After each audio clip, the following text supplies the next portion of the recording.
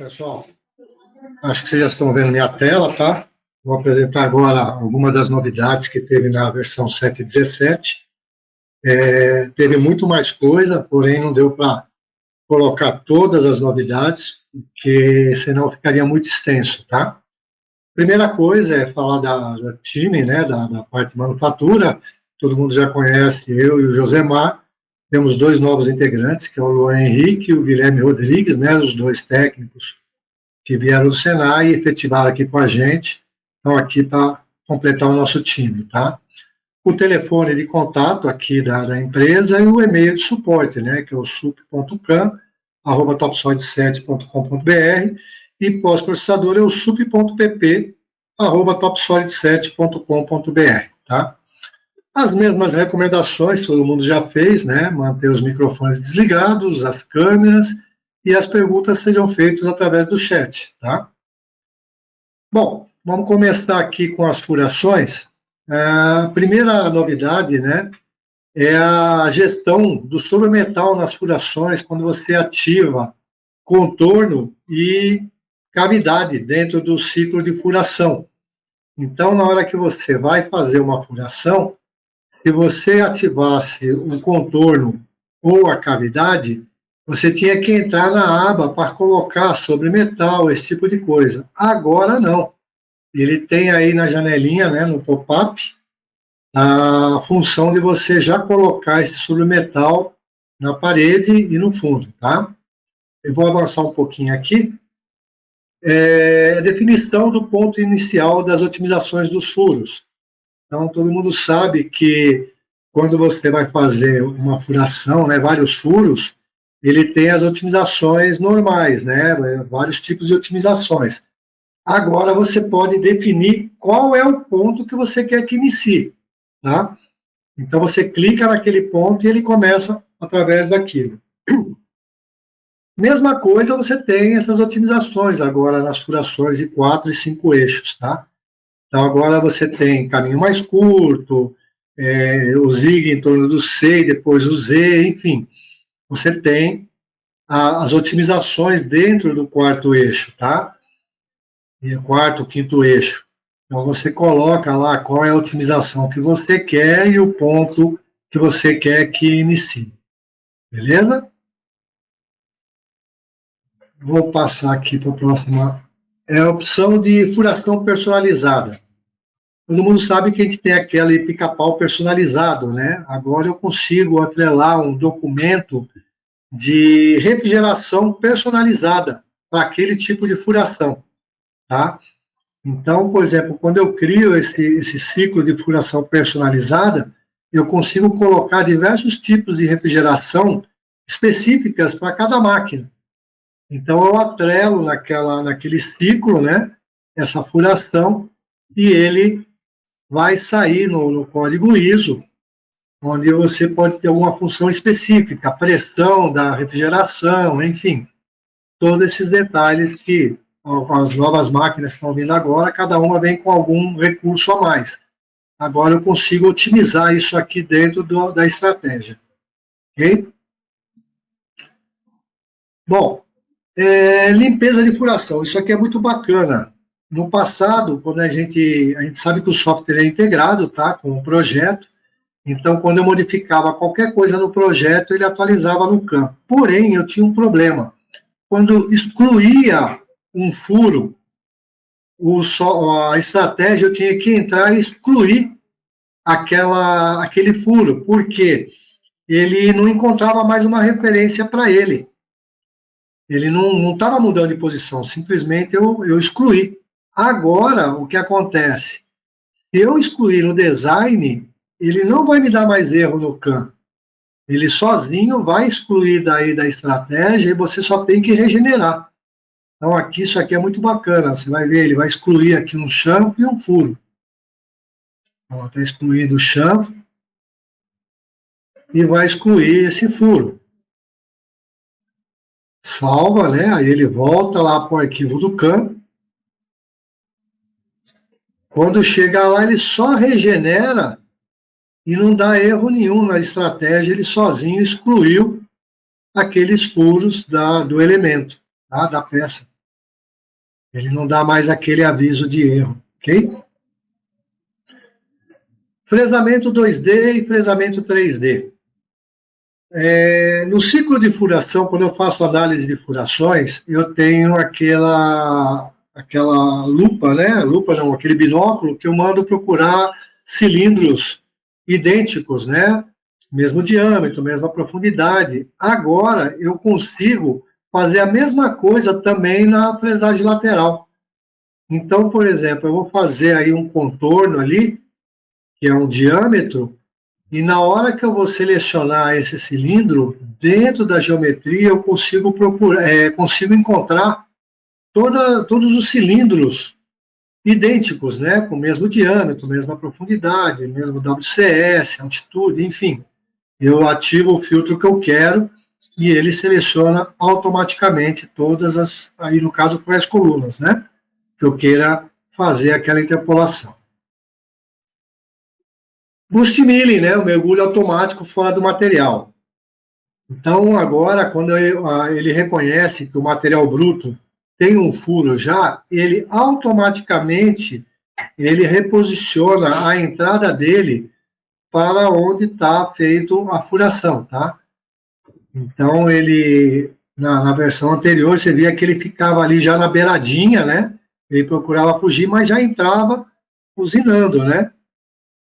Na versão nova, vou avançar um pouquinho aqui, ele vai fazer aqui uma atualização, tá? Ele está ativando ali os filtros. Olha lá, upgrade. Então ele vai pegar aquela estratégia e vai mandar atualizar essa estratégia aí.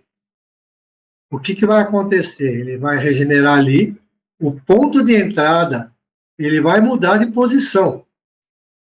Então você está vendo ali que ele vai mostrar a verificação, olha lá, ele está entrando ali no centro, tá vendo? E vai começar mais suave, pelo diâmetro do furo. Beleza? Isso aí é muito bacana para quem usa o Boost Milling. Otimização da operação do Boost Milling também, quando alterado o ponto de mergulho, né? Agora eu defino um ponto que eu quero e ele automaticamente já vai para esse ponto. Outro detalhe é a modificação na entrada em hélice. A gente sabe que quando está entrando em hélice dentro do material, ele entra com uma rotação e um avanço, né? E depois, quando chega na profundidade, é que ele altera isso. Isso, quando termina a hélice, muitas vezes impactava devido à tensão de ferramenta, poderia quebrar a ferramenta. Então, o que eles fizeram? Eles acrescentaram mais uma coordenada, mais uma volta no vazio, para normalizar a tensão da ferramenta antes de acionar uma nova condição de corte, tá? Fresagem de topo. Ferramentas que utilizam, que são chanfradas, muitas vezes deixavam algumas cristazinhas em alguns pontos, que nem vocês vão ver aqui no vídeo, tá? De acordo com o passo lateral, se a ferramenta fosse chanfrada, muitas vezes sobrava uns pontos que não eram usinados, né? Isso marcava, às vezes, ele acabava quebrando, mas deixava uma marquinha no fundo, no acabamento, né? Na versão nova, ele vai fazer a atualização ali, conforme vocês vão ver, tá? Deixa eu avançar um pouquinho aqui o vídeo. Ele vai fazer uma atualização. Aí ele vai aumentar aqui até para 90% aqui de passo lateral, que mesmo com 90% não vai sobrar mais aqueles cantos. Ele vai fazer aqui uma verificação aqui. Olha lá, não sobrou nada de crista. Então ele está mais otimizado esses passos, tá? Para quem usa muita repetição, muitas vezes se torna muito demorado você criar a repetição de estratégia por estratégia, né? Então acaba criando muita estratégia, né? Fica uma árvore muito cheia. Agora, dentro da operação, eu consigo colocar padrão.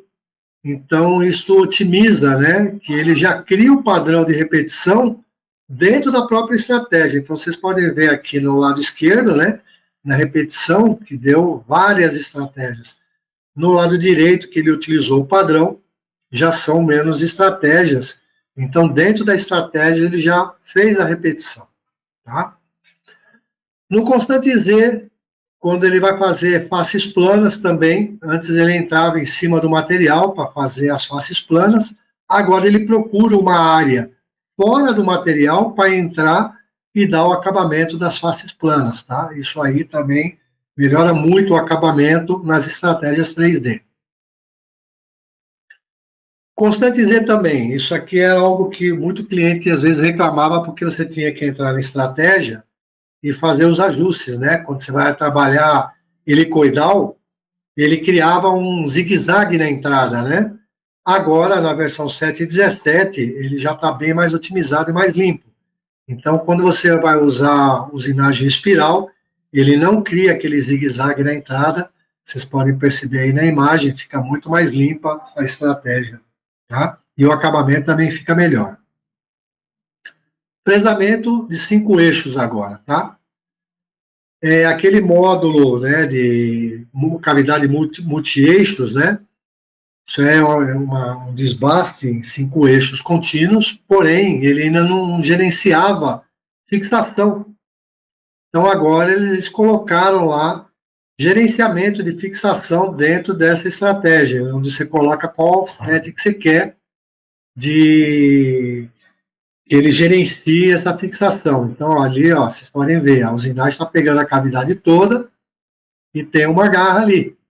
Ele vai abrir aqui a estratégia, vou avançar aqui um pouquinho o vídeo, ele vai colocar aqui a garra, é um elemento de fixação, e deu 1 milímetro aqui de margem. Na hora que ele mandar calcular, vou avançar um pouco aqui, olha lá, ele gerenciou a fixação agora. Tá? Usinagem de rebarba, que também é uma estratégia nova, que saiu na versão anterior, eles melhoraram agora, que eu tenho como fazer uma combinação de eixos, né? 3+2, 4 eixos contínuos, 4+1, 5 eixos. Então, aqui no vídeo vocês vão perceber de que ele deixando aqui 4 eixos na usinagem para quebrar o canto, né? Ele vai fazer de uma forma, depois ele vai alterar e você pode trabalhar mais inclinado, ó, que ele está quebrando o canto da estratégia. Aí ele vai abrir agora aqui e vai mudar para 4+1. Então ele vai trabalhar 4 eixos contínuos e com um, de repente, com uma certa inclinação. Então ele inclinou um pouco o cabeçote ali e está quebrando ali o canto. Na parte de torneamento. Em torneamento aqui, eu posso evitar mergulho. Isso aqui é muito bacana também. Às vezes eu não queria que ele mergulhasse em algum canal e antes eu colocava, olha, canais de até tantos milímetros, você pode mergulhar, abaixo disso não mergulha. Agora não. Agora eu posso clicar na face e eu vou escolher qual canal que eu quero que ele não mergulhe. Então, ele vai abrir aqui a estratégia e vai clicar em qual face que ele não quer que evite o pungeamento. Tá, tá aberto aqui o pungeamento. Aí ele vai clicar aqui as cavidades, que é para ignorar, e ele vai clicar em algumas cavidades aqui. Vai pegar aqui, ó, essa aqui.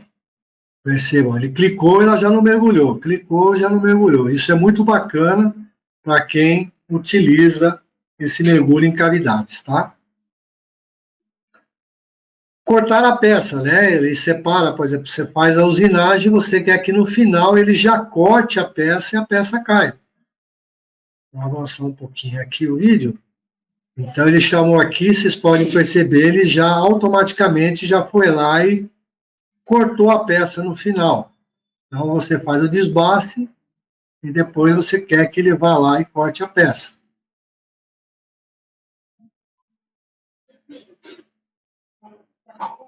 torneamento, né, rosca de parafuso por um perfil, tá? Isso aqui também é um módulo que você quer fazer uma rosca helicoidal ali, né? Então você tem ali qual é a rosca e tem o perfil que você quer que ele siga. Isso aqui também fica um acabamento muito melhor, ele faz muito mais otimizado. Vou avançar um pouquinho aqui, ó. A estratégia como é que fica, tá vendo?